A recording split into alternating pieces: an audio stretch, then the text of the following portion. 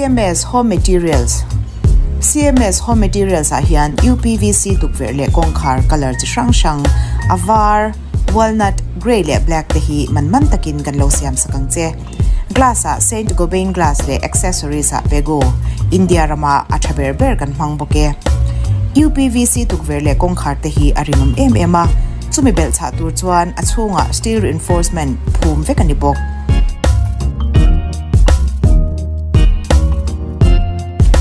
phone number 6909652423 a hian lo bel chiang ve ta che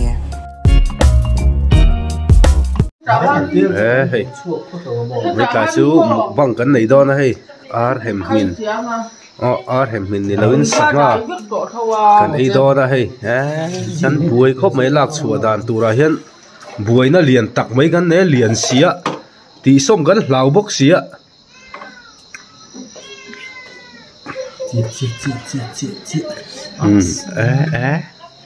cái nhìn ấy mình lâu à chia mồi à tê thì bún chua có thằng tê thì aku cả hết liền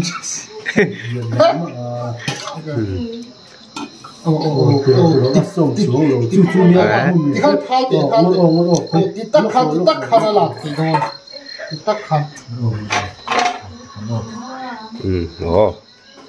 ôi cô cả cần hem mina hey nghe cái tiếng cái lạc thấy đâu lạc hình chuối nó ở pha này update book gì update tamo là chuộc đốt về rồi tôi làm khai nên in sẽ thiếm tao thôi sabi hay à không có phiền ông khan mang chết để phiền ông khan túi thon nó sao mấy xía anh đi sang mong update này cô flat cô này cô lạc hạt túi thon này nó giấu rồi vài hiện cái dấu thế thế mấy cái này tiêu mày đơ nó mình chia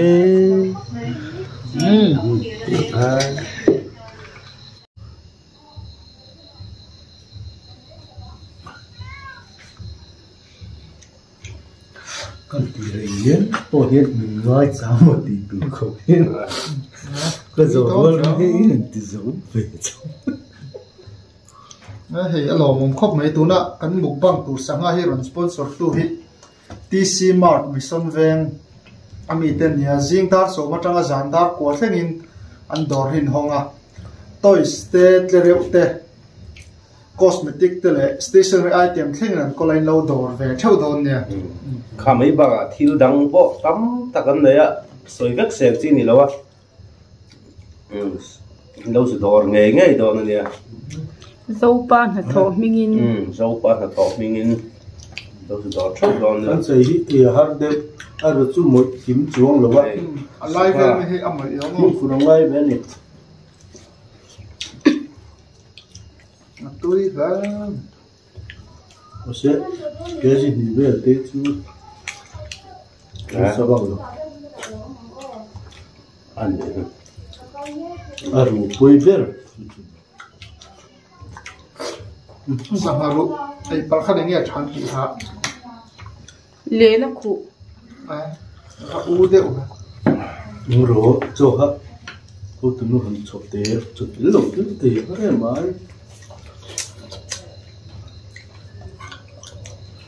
Cái giống thì là hậu chiên nghe không? là sản hoa chú thế mình thấy mình mà tôi thấy mình ủng hộ chú rồi gió tiền luôn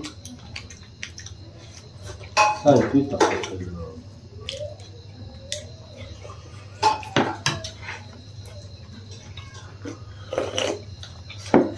tôi mong là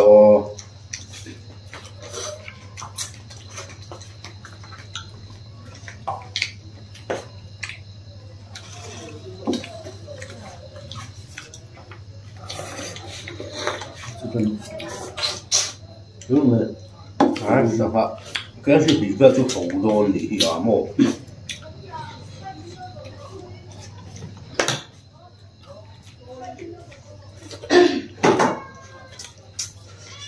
đây trở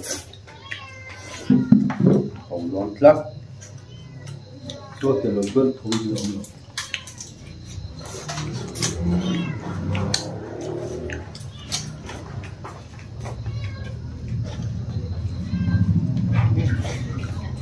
ông lắm đấy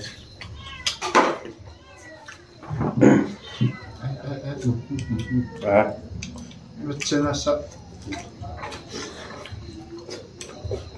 nó sắp phiêu sinh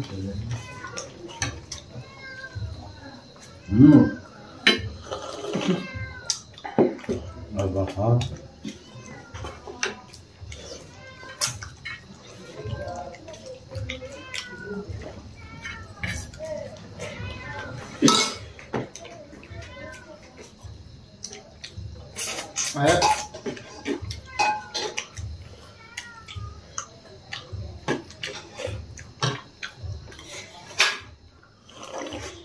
và tùy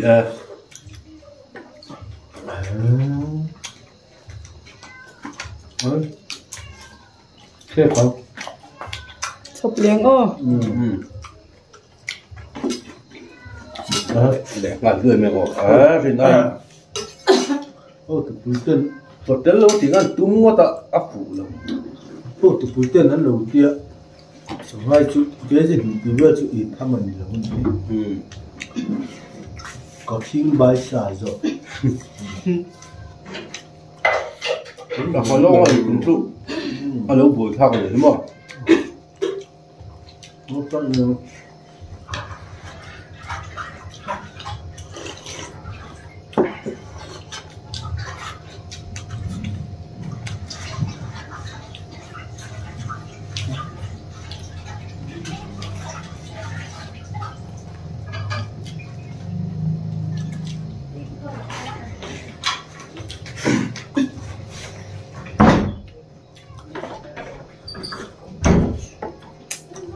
dù đâu thì tôi xin đây làm cái liệu cho là dâu này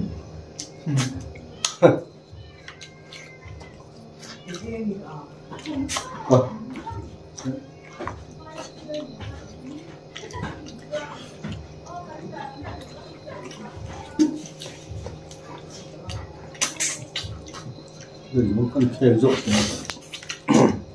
không cũng là mình chọc đó mình chọc nó chỉ hoàn đi cái chuyện như đấy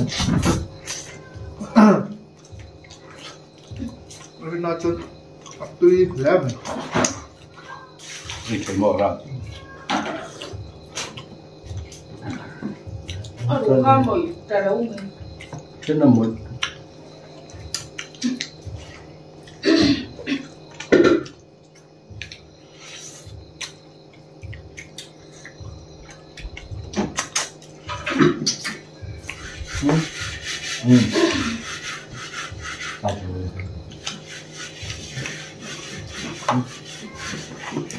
đi mình ngồi đó rồi tôi đấy ít chọc vào cái nước sao hả tôi quay thì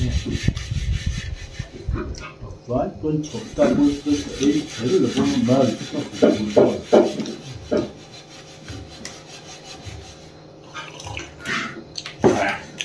chắc phải chịu riêng đủ phép nó ngay ra mà thì ta lên phải đầu biết thì phải đưa rượu các cái xu mà cái này ta là dù đâu để chun mà hết phòng phim thì có nhiều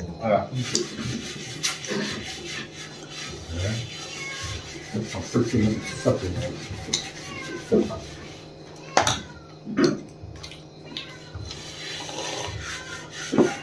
tùy về thế này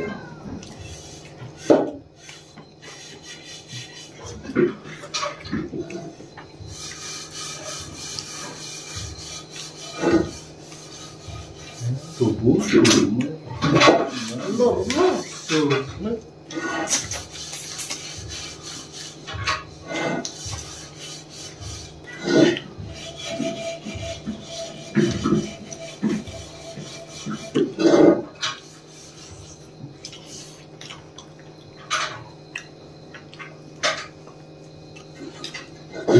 gì nó vòng về đúng rồi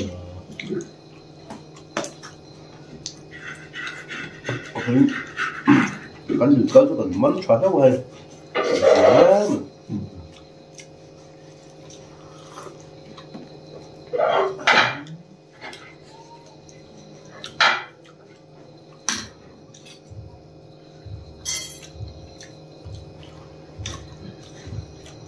Chén mắm chén thì cũng được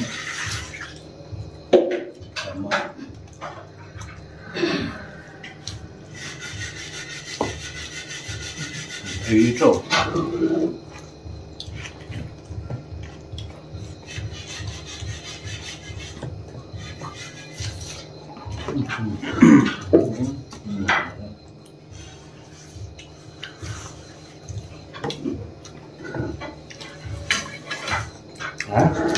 không mình cá phải à? Người ta cũng chẳng về, nó dùng với in về luôn nhỉ? Đó, Nó dùng với in luôn. in là, nó dùng in tên là mình. In là nó. Tiếng là gì? Nó dùng một cái chút. Nó dùng in, ăn mỗi đều phức hả?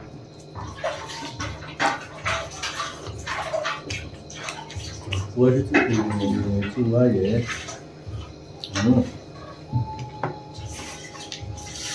Đấy, mình nói rồi.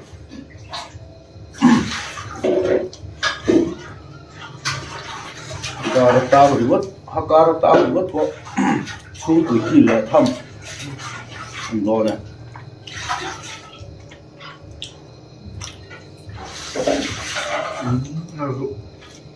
Tắm chỉ khóc nói.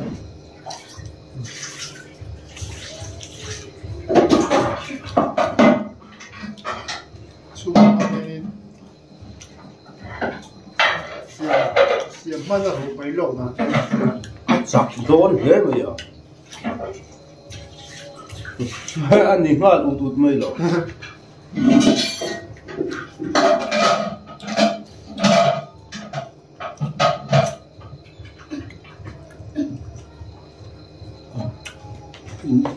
Vàng được cái gì mà sẽ biết đấy, thì chúng tôi sẽ làm thế được.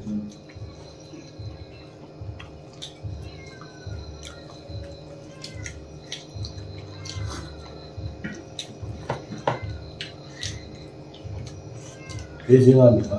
Quá hiểu. Cái gì mà?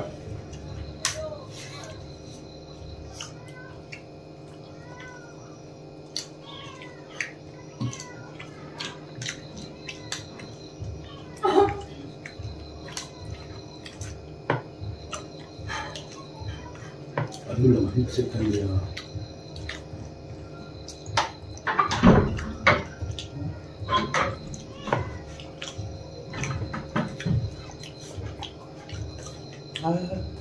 Sangat tu har aru oma.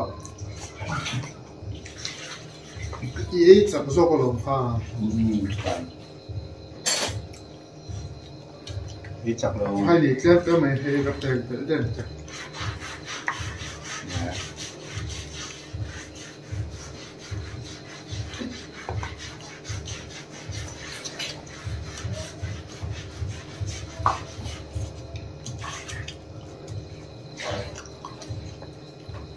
Không biết lại mà.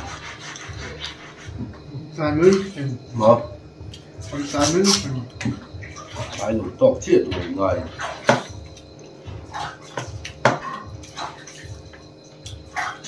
Cái túi bốc sẽ lại mấy là gì à? Không. Đi rồi. Nè sẽ được lấy lại đâu cho sống đâu hết nè.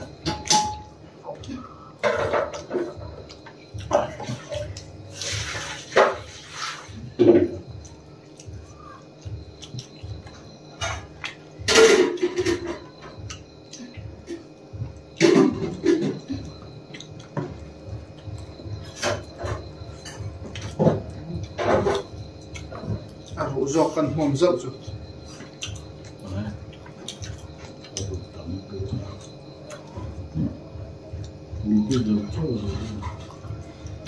Sao mình chăn chú à ấy thêm nhân ấy ta vẫn thiểm mà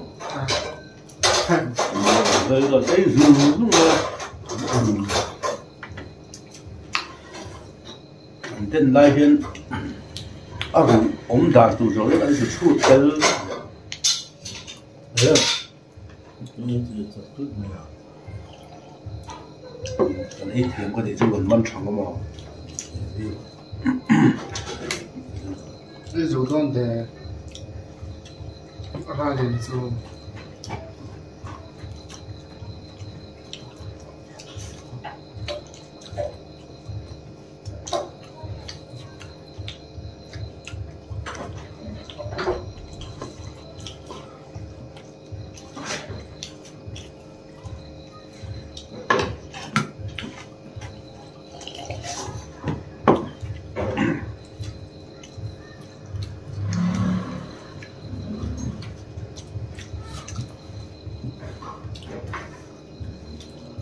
tìm cho nó bút phủ mấy ạ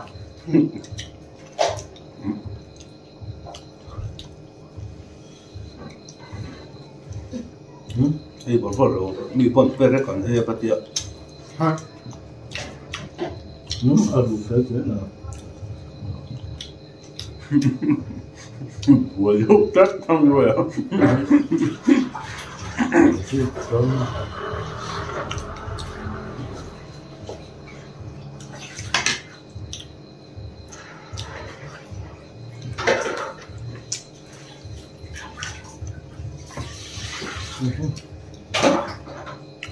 hai căn cùng đó là 하긴 그래서 그때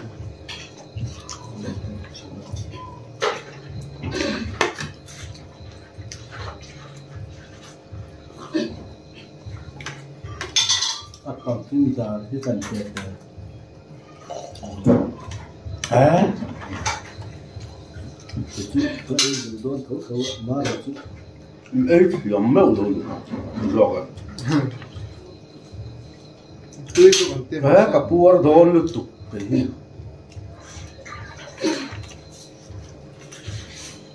nó đủ rồi quá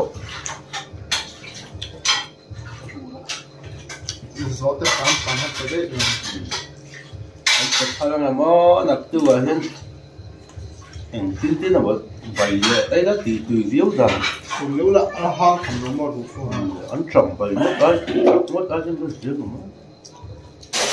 mà cái phát riêu này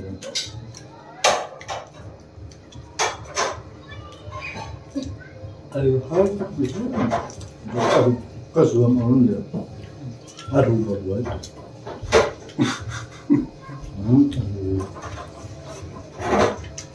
ăn rồi buổi chắc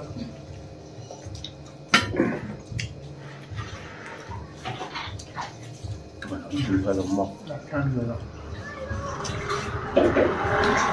ăn uống dễ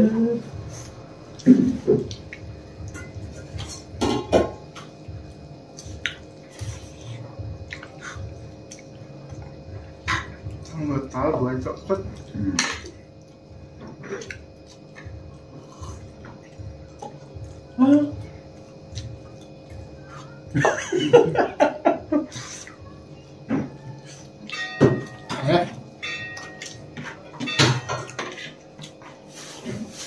cả đủ cho mày xiêm cả đủ rồi lát khom nghe cả đủ xiêm cái khom sân đâu chơi nữa đó ăn uống lâu từ bên tia bớt sẽ là số mà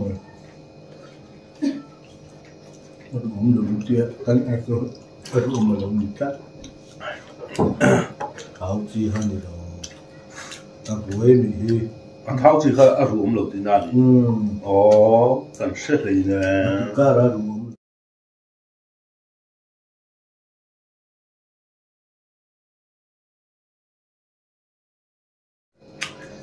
cả buổi không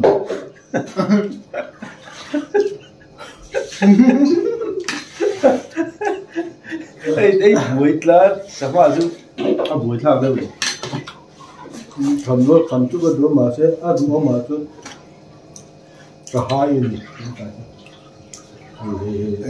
dễ cái điều mà dễ là như sao tất nuôi tuôn tiền tao vui nè chặt táo cuối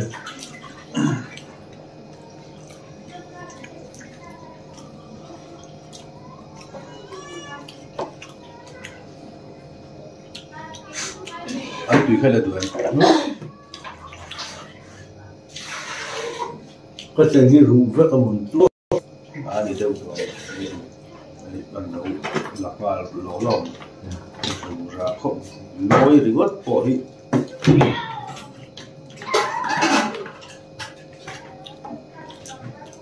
trên ông tệ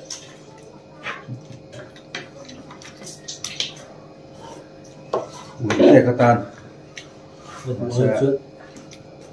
kan kong pau na ui e sing deuh lo chu ka pai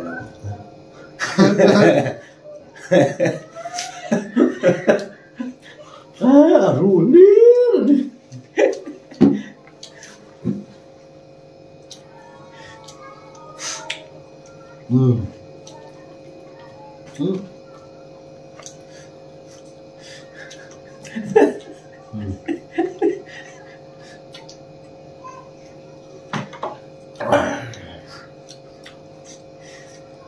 trong hạt ngoài Ê, dâu đi khá, thế đó. nè còn đi nem khóc mày hay hả? Liên khổ ngoài chứ.